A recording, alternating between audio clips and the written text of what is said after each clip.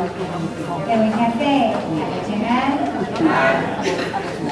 今仔载就是父亲节，我相信做这时节，大家拢一个囝仔带来的，庆祝着父亲节。